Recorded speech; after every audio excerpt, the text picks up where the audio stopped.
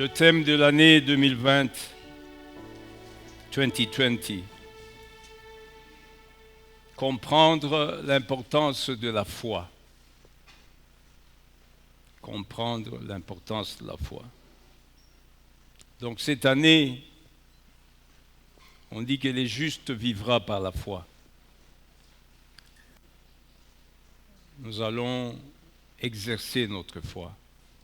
J'étais en train de lire un livre de quelqu'un que j'aime beaucoup, le docteur David Yanguichot. Dans la 4e dimension, il dit « Comment mettre sa foi en action et réussir sa vie ?» Comment mettre sa foi en action et réussir sa vie.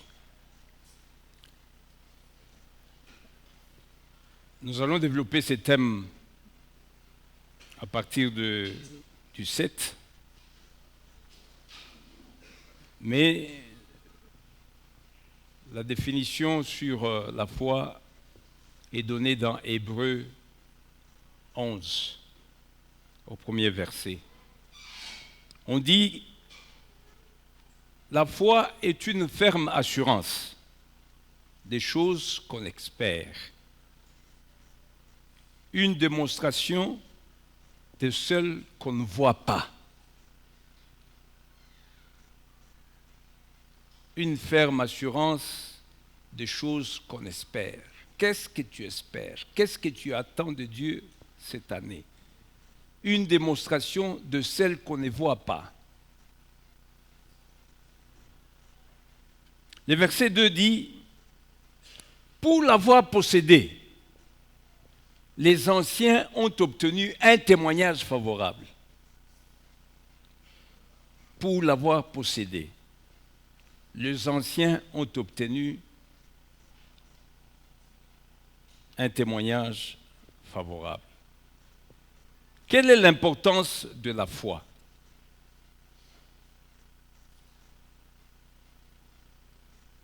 On peut le voir au travers de ces quelques versets, le verset 3 qui dit « C'est par la foi que nous connaissons que le monde a été formé par la parole de Dieu. » En sorte qu'on voit, ce qu'on voit n'a pas été fait de choses visibles. Et le verset 4 dit « C'est par la foi qu'Abel offrit à Dieu un sacrifice plus excellent que celui de Caïn son frère, et c'est par elle qu'il fut déclaré juste, Dieu approuvant ses offrandes, et c'est par elle qu'il parle encore, quoique mort. » On peut continuer. La Bible démontre que beaucoup de héros connus ont connu des victoires au travers de leur foi en Dieu.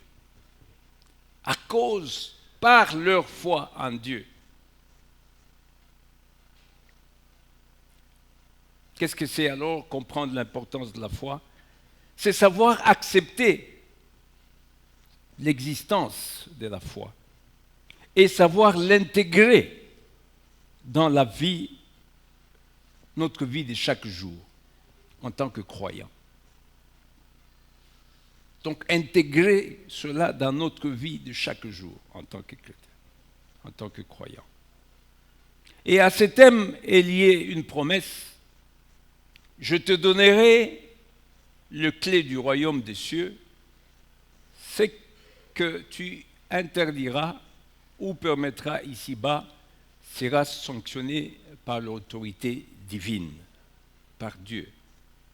En d'autres termes, c'est dire tout ce que tu vas lier ici-bas sera lié au ciel, tout ce que tu vas délier ici-bas va être délié au ciel. Nous allons revenir la semaine prochaine sur le thème de l'année.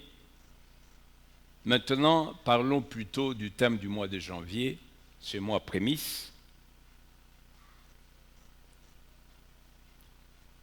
En entrée de jeu, je voudrais dire que ainsi va les prémices, ainsi va le reste. Je reprends. ainsi va les prémices, ainsi va le reste. Si tu confies ces mois à l'Éternel, lui prendra soin de ta famille, de tes activités et projets. Pour le reste de mois, de février à décembre 2020. Toi, tu le confies seulement ces mois de janvier. Tu dis, Seigneur, je te confie les mois de janvier. Moi, totalement. C'est-à-dire, tu te confies toi-même. Tu te donnes toi-même comme sacrifice de bonne odeur à Dieu pour ce mois de janvier. Tu le sers comme tu ne l'as jamais servi. Tu l'offres comme tu ne l'as jamais offert. Tu l'adores comme tu ne l'as jamais adoré. Tu chantes comme tu ne l'as jamais chanté, si tu es musicien ou demi-musicien comme moi. Oui, parce que je me rappelle quand j'étais au collège, Sacré-Cœur à Likassi, moi j'avais ce qu'on appelle le basse.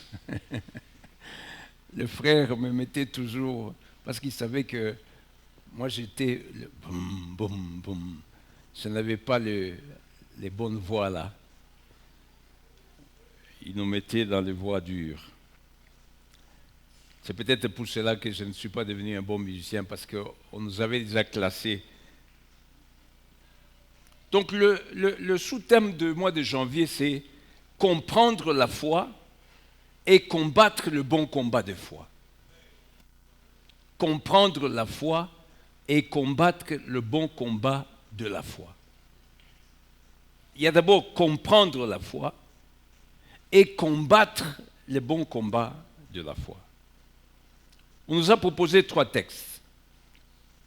Hébreux 11, 1, que nous avons vu tout à l'heure, 1 Timothée 1, 18, 2 Corinthiens 10, 3 à 5.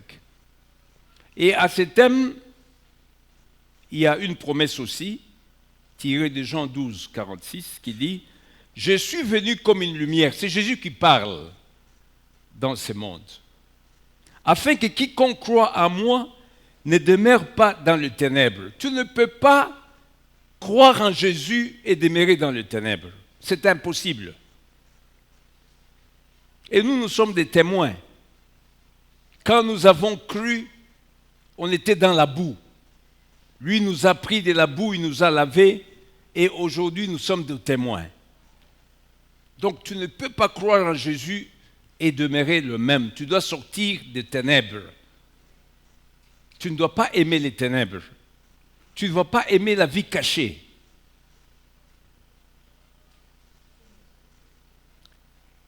Nous allons faire les 3 lectures proposées.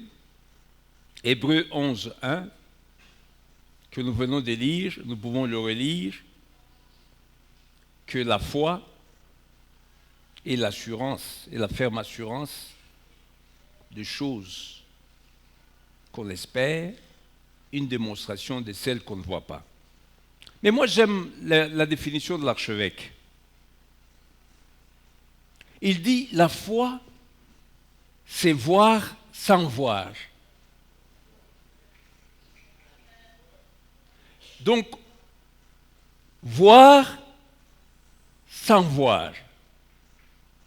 Il va loin, il dit, c'est croire que tu as déjà reçu ce que tu as demandé à Dieu,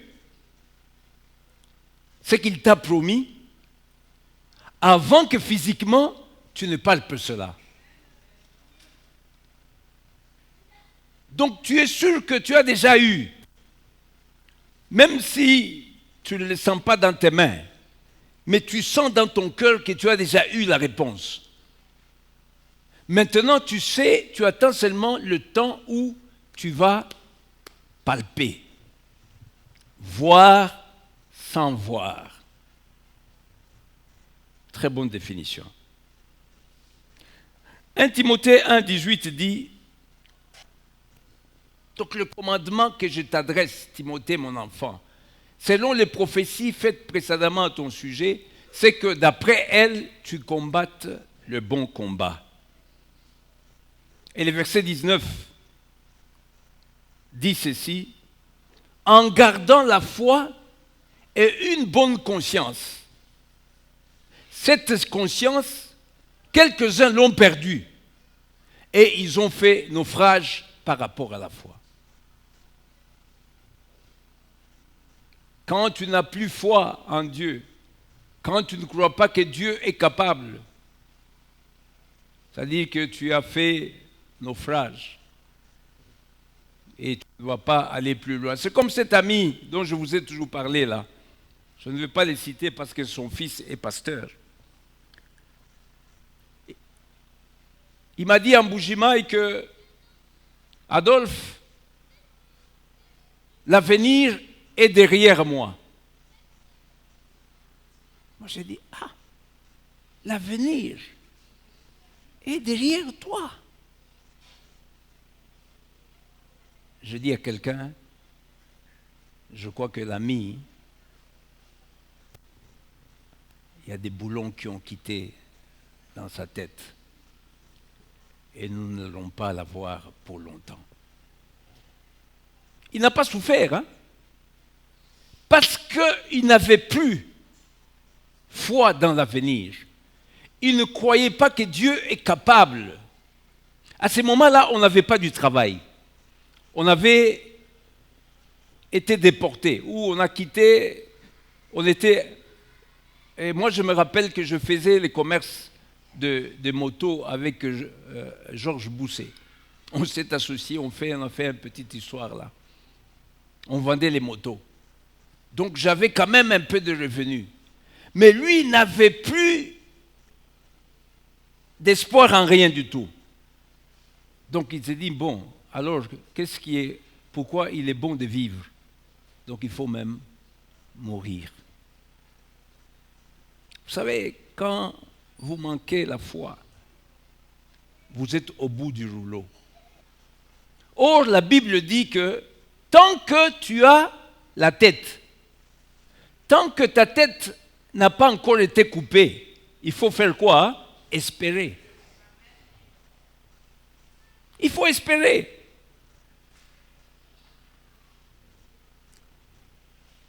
« 2 Corinthiens 10, 3 à 5. Si nous marchons dans la chair, nous ne combattons pas selon la chair. Car les armes avec lesquelles nous combattons ne sont pas charnelles, mais elles sont puissantes par la vertu de Dieu pour renverser les forteresses. Nous renversons le raisonnement et toute hauteur qui s'élève contre la connaissance de Dieu et nous amenons toute pensée captive à l'obéissance de Christ. » Donc les armes que nous allons utiliser dans le domaine de la foi, ce ne sont pas des armes charnelles, ce sont des armes spirituelles, telles que repris dans Éphésiens. Et la foi est une de ces armes-là. Nous devons croire que le Seigneur ne peut pas nous abandonner. Il sera avec nous. Nous devons croire, quel que soit ce qui se présente devant nous comme tableau. Quel commentaire pouvons-nous faire par rapport à la foi? Nous avons dit que nous pouvons ajouter aussi que la foi est un don de Dieu, comme il est dit dans Éphésiens 2, 8. Elle est l'œuvre du Saint-Esprit opérant à quiconque est né de nouveau. Elle est une appropriation de la vie du Christ et qui peut nous amener aussi à transporter les montagnes de tentation et des épreuves. La foi peut être forte ou faible. Homme de peu de foi, Luc 17, 5, dit Jésus à ses disciples, lorsqu'ils étaient avec lui dans les bateaux et qu'il y avait les vents et les flots qui attaquaient la barque. Alors que lui se trouvait avec eux, eux ont paniqué. Et il leur a dit, homme de peu de foi. La foi peut être faible. La foi peut être aussi grande. Jésus dit, je n'ai jamais vu aussi grande foi en Israël comme ces centeniers. Matthieu 7, 17, 20 dit, si vous aviez de la foi comme un grain de sénévé, vous diriez à cette montagne, ôte-toi, et la montagne va quitter.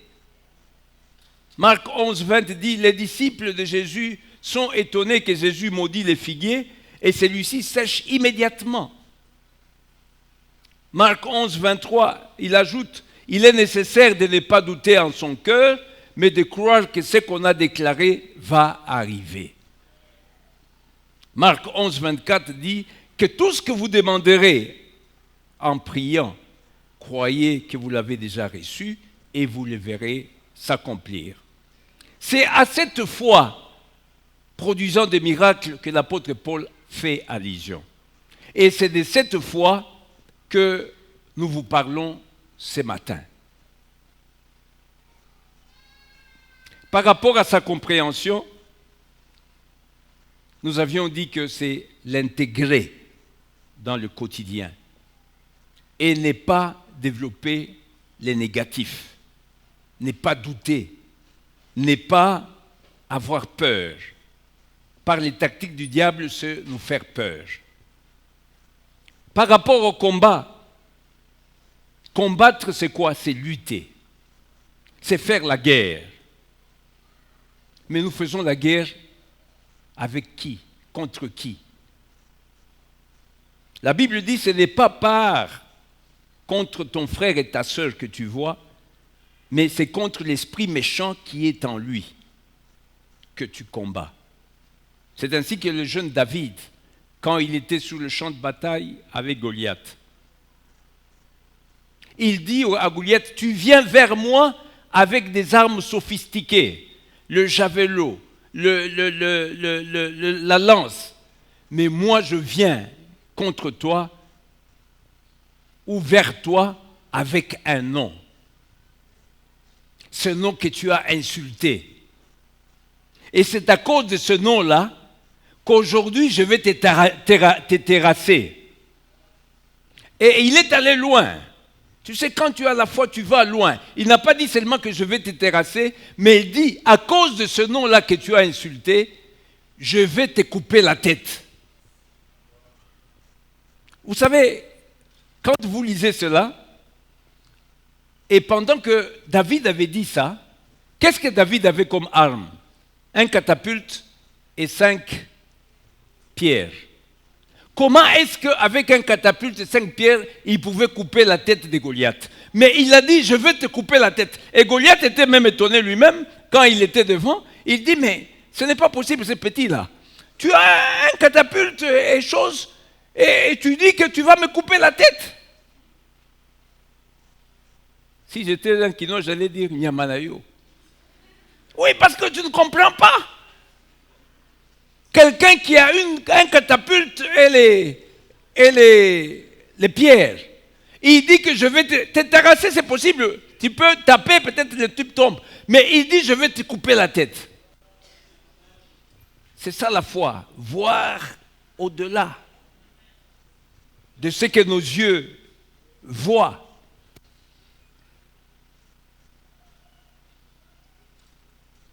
Mais si vous lisez 1 Samuel 17, le verset 51 et 54, vous allez voir que non seulement David l'a terrassé, mais David l'a coupé la tête, et David a même promené cette tête dans tout Jérusalem. Comment? Parce que lui voyait que les terrassés, il va les terrasser. Et quand il sera là, au sol, et c'est ce qu'il a fait, il a couru. C'est ce que dit le verset 51 et 54. Et qu'est-ce qu'il a fait? Il a sorti la lance, l'épée, que lui-même Goliath avait quand il était au sol. Il a enlevé, il a coupé la tête. Donc David voyait loin quand il disait qu'aujourd'hui, je vais te couper la tête. C'est ça la foi. La foi, c'est voir loin. Les autres voient ici, mais toi, tu vois là. C'est l'exercice qu'il faut faire cette année. Cette année, faites cet exercice-là. Ne te limite pas à tes yeux. Ne limite pas à ce que tu vois. Ne te limite pas aux circonstances de la vie. Les circonstances où le tableau de la vie peut être négatif, peut être mauvais, peut te dire que ce n'est pas possible. Mais dis-toi que mon Dieu est capable. Mon Dieu n'est pas un Dieu de l'impossible. C'est un Dieu qui peut faire la différence. C'est ça la différence entre le Dieu que nous prions et Bouddha, Mahomet et les autres. Parce que le nôtre avait dit « Je vais mourir et je vais ressusciter ». Et le troisième jour, il est ressuscité. Il y a même un Congolais là, c'est Mbayambongo ou qui là, qui avait dit que je vais mourir et je vais ressusciter. C'est Mbayambongo. Mais jusqu'aujourd'hui, on attend. Il n'est toujours pas ressuscité. Mais le nôtre a dit. Et quand il disait, les gens disaient « Ah non, tu racontes des histoires, etc. » tout ça. Je voudrais dire à quelqu'un, pour boucler cette partie de commentaires, que si tu viens sur le lieu de combat avec la foi comme support, sois sûr et certain que le combat est gagné d'avance. Je répète, si tu viens sur le lieu de combat, si tu viens là où il y a des problèmes, si tu viens là où il faut que tu exerces ta foi, mais que tu as comme support la foi, sois certain que le résultat sera positif. Amen. Ce matin, nous allons développer un sous-thème. Dites à ton voisin, homme de foi, virgule, homme à succès. C'est ça le sous-thème. Homme de foi, virgule, homme à succès. S'il n'a pas compris, tu le répètes, homme de foi. Ah, il dit non, parce que moi je suis une femme. Non, nous sommes fils de Dieu. Donc tu es un homme aussi. Les hommes avec H, grand H là. Homme de foi. Dans homme là, il y a femme et femme. Il y a femme et homme, tout le monde est dedans. Donc même si ta voisine est homme, ou si ton voisin est femme, ou si c'est femme, tu dis homme de foi, virgule, homme à succès.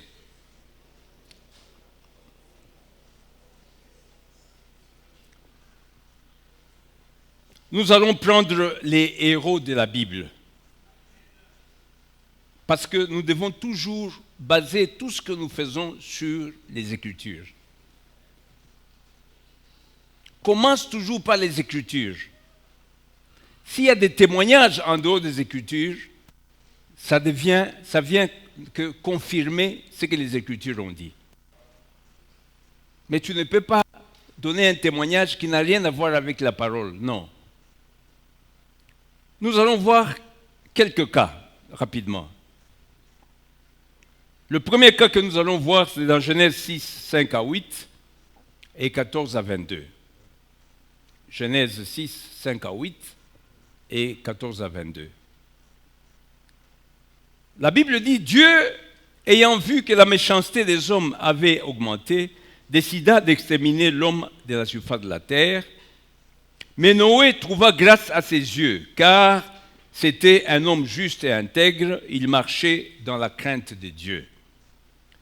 Versets 15 à 22, Dieu demanda à Noé de construire l'arche selon les modèles que lui-même le communiquerait.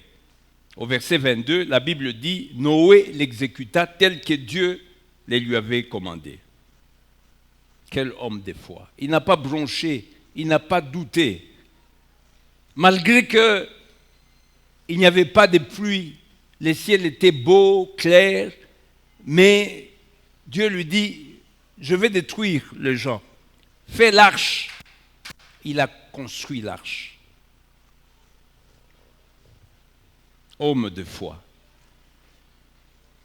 Au verset Genèse 7, Dieu demanda à Noé maintenant d'entrer avec toute sa maison, de prendre 7 couples d'animaux mâles et femelles purs, un couple d'animaux qui ne sont pas purs, donc des impurs, donc ça dit peut-être boiteux, etc., tout ça, mâles et femelles, et 7 couples d'oiseaux du ciel, etc., etc. Et au verset 4, il dit, encore 7 jours, et je ferai pleuvoir sur la terre 40 jours et 40 nuits. Vous savez les chiffres 7, les chiffres 40. Et j'exterminerai de la face de la terre tous les êtres que j'ai faits. Au verset 5, on dit, Noé exécuta les choses telles que l'Éternel les lui avait commandées. Voilà comment Noé et le sien furent sauvés du déluge. Vous savez, quand Noé est entré dans la barge avec les gens là, il y a des gens sûrement qui diraient, ah, ce type est dingue. Comme quand tu feras quelque chose que les gens ne comprennent pas, les gens vont te prendre pour un fou. Toi, fais ce que Dieu t'a dit de faire. Ne t'arrête pas à ce que les gens disent. Parce qu'eux ne sont pas en alliance avec Dieu. Ils n'ont pas parlé avec Dieu. Alors, comment toi, tu vas les écouter et tu ne fais pas ce que Dieu... Non, fais ce que Dieu t'a demandé de faire. Sûrement, quand il est entré, il y a des gens qui ont dit, ce type-là, c'est vraiment... Non, non.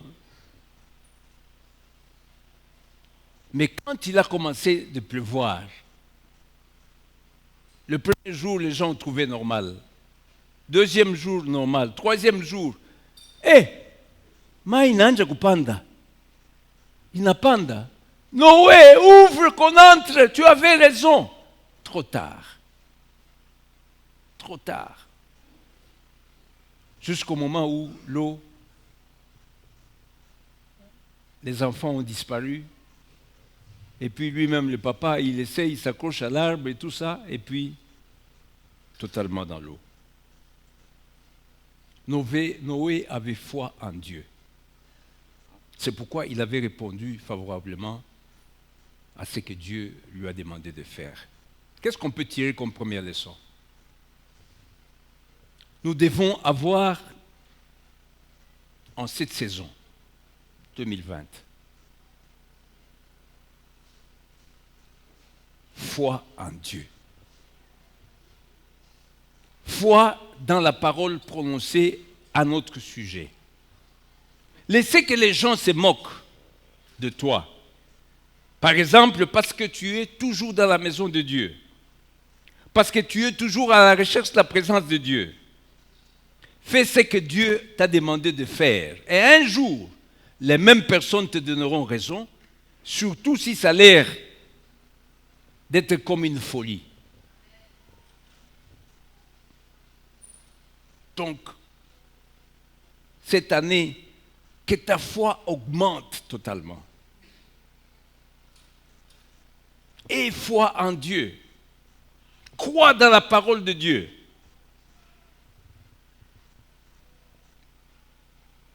Vous savez, les types comme Abraham, Genèse 22, 1 à 11.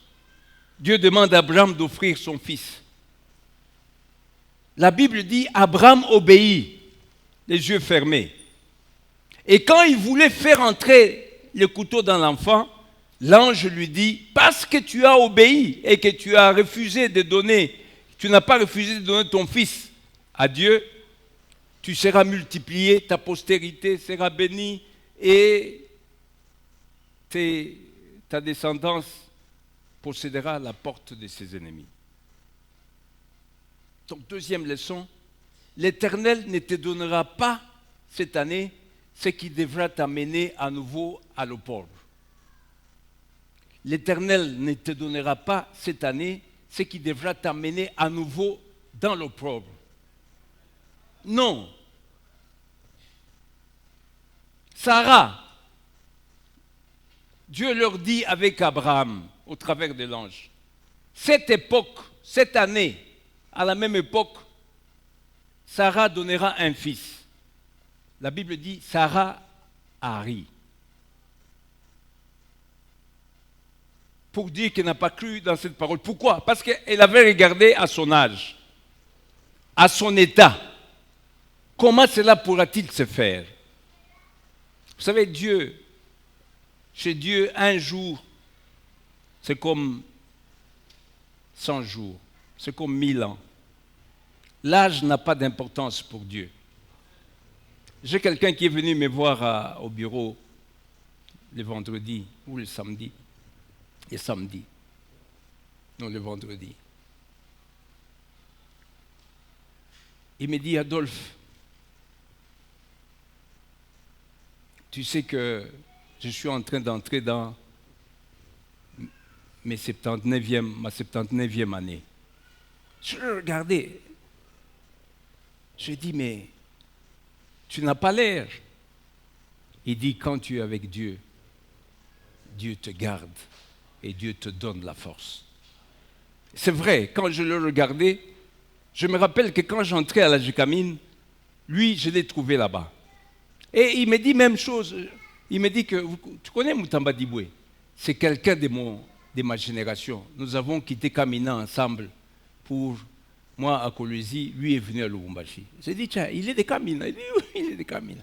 J'ai dit, donc de Kamina, quelque chose de bon peut sortir. J'ai dit, oui, oui. Donc c'est pour vous dire que l'âge, c'est Dieu, n'a pas d'importance. C'est nous qui voyons que on est fini. Mais Dieu ne regarde pas à ça. Donc, crois en Dieu et foi. La foi, c'est l'opposé de doute. Alors, un cas que j'aime, que le pasteur Serge a développé vendredi, c'est celui de Jacob. Genèse 25, 23, 26. Quand il est développé, je dis ça c'est la confirmation parce que je venais de l'écrire au matin du vendredi.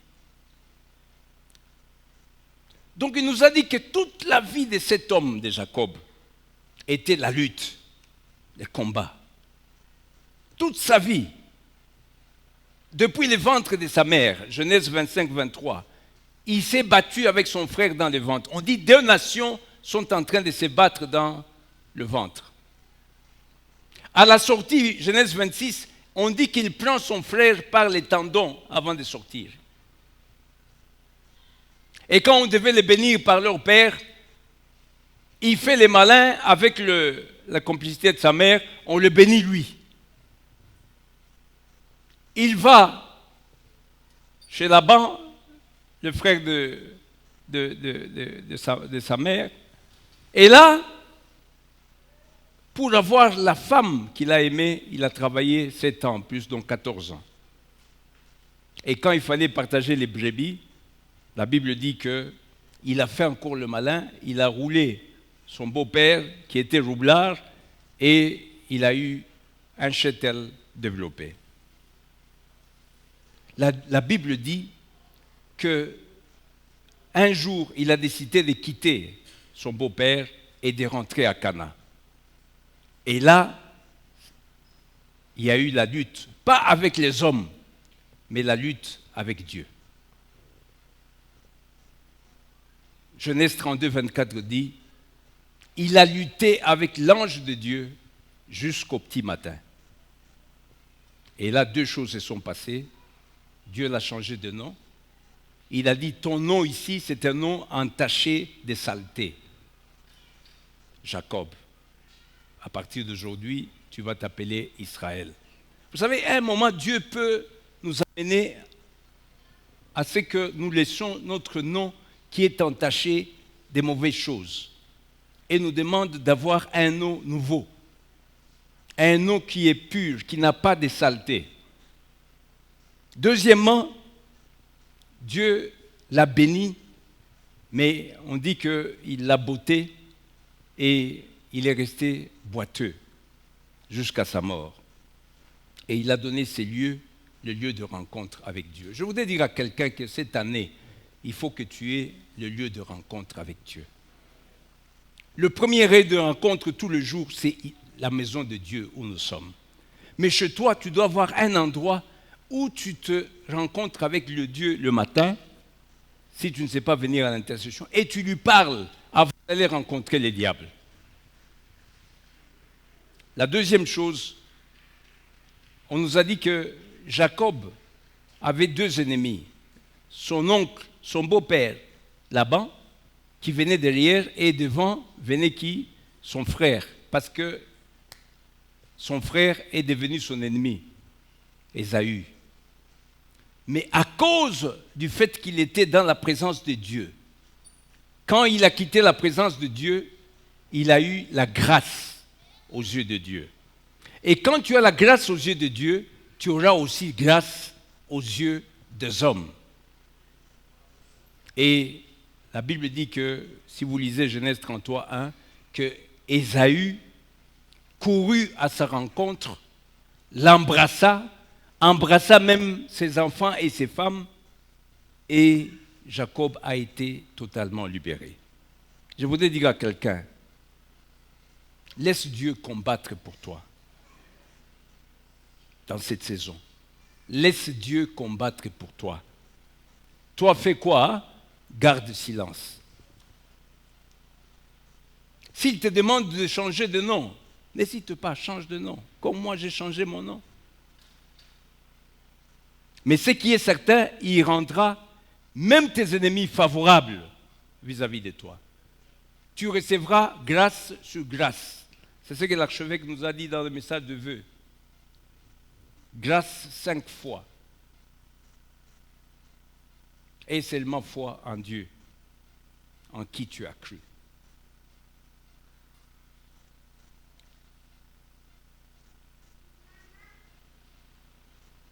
Voyons rapidement quelques cas de l'Ancien Testament, du Nouveau Testament. Matthieu 8, 5 à 13. Jésus dit, la Bible dit, comme Jésus entrait dans Capharnaüm, un centenier l'aborda, les pria en disant, Seigneur, mon serviteur est couché à la maison, atteint de paralysie et souffrant beaucoup. Jésus lui répondit, j'irai et je les guérirai. Donc en fait ici, quand Jésus a répondu, j'irai et je les guérirai, c'est les mots d'habituel.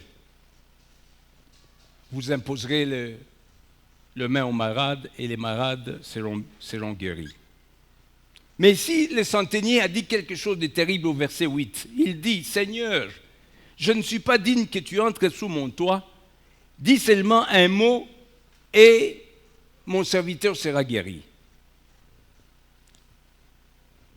Au verset 10, quand Jésus a entendu cela, il a dit, quel homme de foi! Jésus était étonné. Il dit à ceux qui étaient à ses côtés, je vous l'ai dit en vérité, même en Israël, je n'ai pas trouvé aussi une grande foi. Il dit, ce n'est pas possible. Je ne veux pas que tu te déplaces pour pouvoir aller prier pour mon serviteur qui est malade. Moi, je crois que tu es capable de prier là où tu es et mon serviteur sera guéri. Si vous lisez le verset 13, Jésus dit au centenier, va, qu'il te soit fait selon ta foi. Et à l'heure même, les serviteurs furent guéris.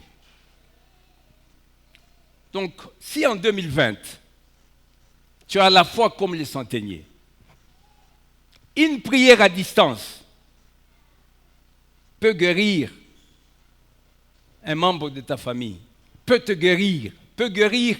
Donc, il n'est pas nécessaire que tu te déplaces pour que cela puisse donner des effets. La foi. Le Seigneur dit, je n'ai jamais vu en Israël un homme aussi grand de foi. Parce que ce qui nous fait, c'est quoi? C'est parce que nous croyons dans quelque chose et quelques minutes, nous doutons à cause du tableau qui a peut-être changé. Marc 5, 25 à 34. Vous connaissez l'histoire de la femme avec la perte de sang. Cette femme a entendu qu'il y a quelqu'un, il y a un nom qui est capable de changer le cours des choses. La femme n'a pas dit, je veux aller pour qu'il me mette la main, il m'impose. Il dit, je veux toucher même à son habit. Ça, c'est la foi. Donc la foi n'a pas besoin que tu fasses ce que tout le monde fait. En 2020, il faut chercher le nom. La femme a entendu parler d'un nom. Et ce nom-là a changé son histoire. Quel nom? Le nom de Jésus. On peut continuer. Il y a plusieurs cas. Mais je voudrais aller vite aux deux derniers cas de nos contemporains, pour que vous compreniez que ce qui se passe, les héros du passé, toi aussi tu peux être les héros de maintenant. Donc si tu as foi comme ces gens-là, cette foi-là peut aussi agir dans ta vie. Je vais prendre le cas de David que je venais de lire les samedis. Cet homme ici, je crois que certains ont déjà entendu, il dit que le médecin, la nuit, lui dit, je ne pense pas que demain, tu vas vivre. Vous savez, les médecins sont terribles. Hein? Il dit que je ne sais pas si demain tu vas vivre. Je te conseille de sortir, d'aller dire au revoir à tes parents, parce que tu n'en as pas pour très longtemps. Donc en fait, c'était une prophétie. Ce que les médecins avaient dit, c'était vrai. Sortir, il allait sortir. Mais quand et comment, ça les médecins ne savaient pas. Mais le lendemain, lui-même témoigne en disant, le médecin arrive dans ma chambre. Et la chambre, il n'y avait que la jeune infirmière. Et le médecin demande à la jeune infirmière, où est Yanguicho? L'infirmière dit, est-ce que tu entends l'eau qui coule là? C'est lui. Il dit, ce n'est pas possible. Cet homme était alité, incapable de bouger. Comment maintenant il est là en train... Et toi, tu n'es pas avec elle. Parce que généralement, l'infirmière devait toujours l'accompagner. C'est l'infirmière qui l'a lavé. C'est l'infirmière qui l'a habillé. Donc le médecin était étonné. Il dit, qu'est-ce qui s'est passé? Et pendant qu'il disait qu'est-ce qui s'est passé, lui témoigne, il dit que je suis rentré dans la salle, dans la chambre, complètement habillé, avec le petit panier, comme il n'avait pas de valise, où il y avait ses habits. Et il dit au médecin, maintenant même, je vais sortir. Fais-moi les billets de sortie. Le médecin lui avait dit, il faut que tu sortes pour aller dire au revoir à tes parents. Maintenant, ici, il ne va pas sortir pour aller dire au revoir aux parents, hein, mais il va sortir pour aller vivre avec ses parents-là. Donc le médecin avait bien vu, mais il ne savait pas que cette prophétie-là n'était pas en défaveur de Paul, c'était en sa faveur. Oui, sortir, il allait sortir, mais il allait sortir pas pour aller dire au revoir, mais pour aller vivre parce que totalement guéri. Je voudrais dire à quelqu'un, le médecin a déclaré peut-être que pour toi c'est fini. Peut-être pour ton enfant, peut-être pour ton mari, peut-être pour ton frère, je ne sais pas. Je ne sais pas qu'est-ce que le médecin a déclaré. Mais retiens qu'il y a les médecins des médecins. Lui, qu'est-ce qu'il a dit? Quelle est la dernière parole qu'il a dite?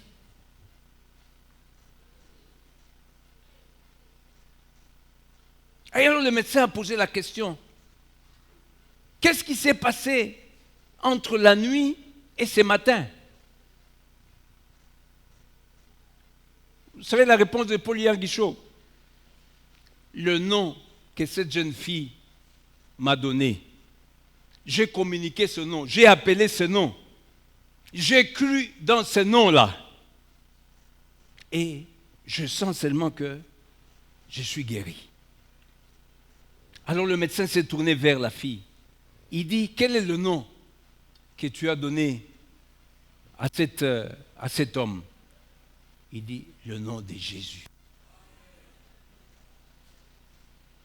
Mon frère, ma sœur, tu ne peux pas appeler ce nom-là dans ta vie, dans une situation, quel que soit le nom de cette situation, et la situation demeure la même. Impossible. Je vais donner un dernier témoignage de notre professeur à l'école biblique. docteur Kenneth Hagin. Cette histoire m'est revenue pendant que les pasteurs Serge prêchait vendredi. Docteur Hagin nous dit que un jour, la nuit, il est sorti pour aller au petit coin. Et quand il est rentré, l'esprit l'a dérangé. L'esprit dit, prie, prie. Il dit, Seigneur, je suis bien, je n'ai pas de problème, ma vie est bien, ma femme est bien, mes affaires marchent, etc., tout ça. Il lui dit, prie. Vous savez, parfois, l'esprit peut nous demander de prier. Il dit, prie. Alors il dit, bon, je vais prier pourquoi? Il réfléchit dans la tête, et puis il dit, je vais prier pour mon frère. Et il s'est mis à prier pour son frère, il était 2 heures du matin. Il a prié de 2 heures du matin jusqu'à 5 heures du matin. Et puis il est allé dormir fatigué. Le lendemain, à 7 heures, sa belle-sœur, le mari, la femme de son frère l'appelle. Il dit, Kenneth, tu sais que hier, à 2 heures du matin, ton frère était mort. Il dit, quoi? Il dit, oui, mais ton frère était mort, j'allais t'appeler. Mais ce qui était étonnant, à 5 heures, ton frère a repris. Et c'était les deux, de 2 heures à 5 heures, que lui a prié.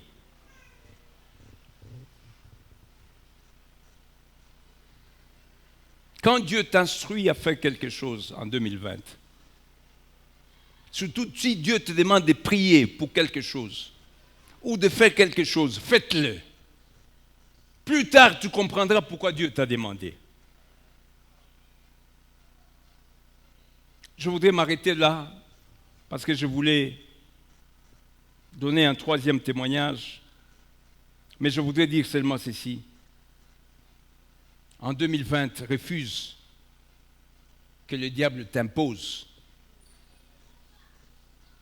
à faire ce que tu ne veux pas faire. Tes ennemis auront des plans, mais ces plans-là seront détruits à cause de Jésus.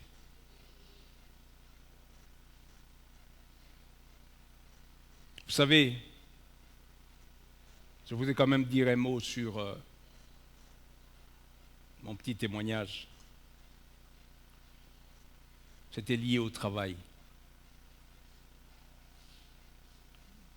Vous savez, pour nous, jeunes ingénieurs, quand on était jeunes, la GECAMINE, la SNCC, c'était l'idéal.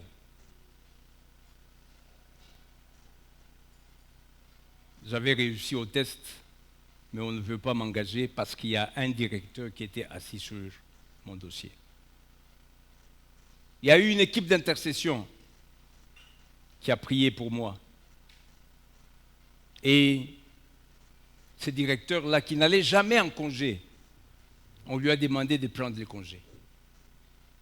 Vous savez, Dieu est capable, c'est-à-dire que par la prière, de déplacer quelqu'un qui te bloque, quelqu'un qui est l'obstacle pour ton intérêt. Et quand on le débloque, il va en congé, c'est à ce moment-là qu'on déterre mon dossier. On m'engage, je suis dans les processus, et lui il revient. Quand il revient, il me trouve chez les médecins. Parce que pour nous, à l'époque, pour entrer, il ne fallait pas seulement réussir les tests, il fallait aussi, côté médical, être apte. Et quand il me trouve là-bas, il dit, où est-ce qu'il est? Il dit, on l'a engagé, mais il est chez le médecin. Il appelle le médecin, il lui dit, bloque-le. La hiérarchie dit, mais où est ce type? Il n'a pas encore commencé. Il dit, non, il est encore à l'hôpital. Il dit, on envoie les chefs du personnel, on m'a examiné devant les chefs du personnel. Comme le médecin ne pouvait pas tricher, il a dit, santé excellente. Et j'ai été engagé. Donc pour dire que, n'arrête pas, continue à croire que ce que Dieu t'a promis va se faire. le diable va essayer par toutes les tactiques. Vous voyez ici un dossier bloqué, on débloque l'hôpital. Donc, le diable va te pourchasser. Vous savez, des gens comme nous, et quand on parlait de Jacob, j'ai constaté que des gens comme nous sommes comme des Jacob. On n'a jamais rien eu quelque chose gratuitement. Moi, je voyais des amis là. Vous savez, à l'époque, on venait nous embaucher à l'université. Mais il n'y a que notre année là où on n'embauchait pas à l'université. Là, il fallait aller soi-même à la Gécamine. C'est avec mon année que les CO ont commencé l'examen d'État. Donc, ça dit que toutes les choses là qui sont arrivées pour la première fois, j'étais toujours dedans. J'ai dit, mon Dieu, ma vie ne sera que des combats, tous les jours des combats. Je ne peux pas voir facilement. Des amis attrapent parfois facilement, ou bien, même au tombola, Papa Bernard, à la Gécamine, il y avait le tombola. On avait les mangeurs de cuivre.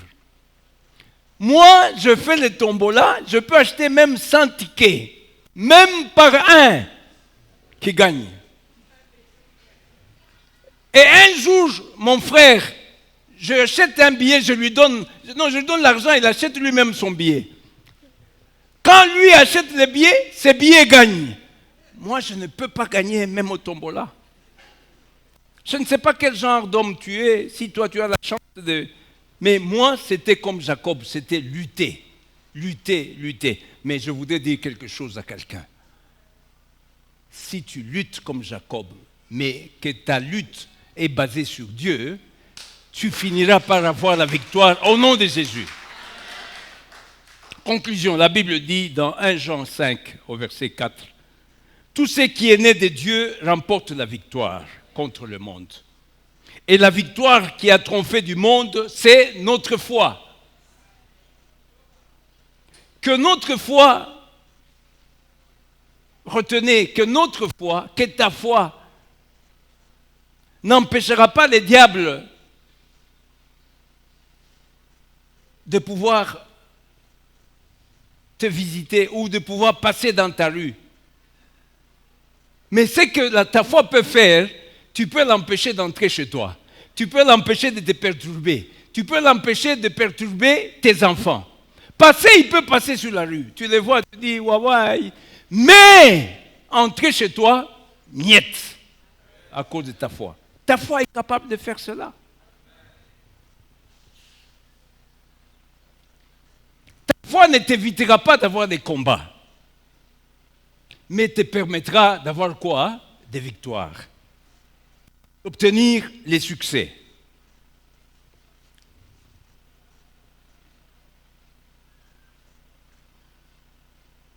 Il faut savoir appeler en 2020 ce nom-là, le nom de Jésus.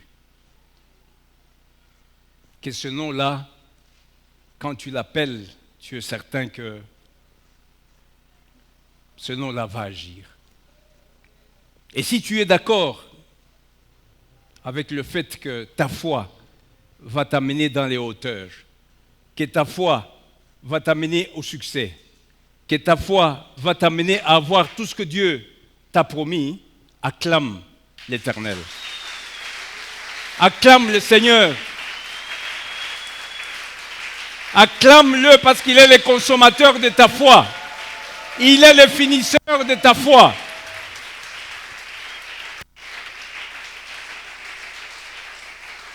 Que cette année, tu saches que ta foi va grandir si tu t'exposes à la parole. Alors que 2020, sois exposé à la parole. Ne rate pas une opportunité pour t'exposer à la parole. Ne rate pas une occasion pour méditer la parole. Parce que c'est alors que ta foi va augmenter et que tu pourras obtenir ce que Dieu t'a promis. Amen. Est-ce qu'on peut encore acclamer la parole?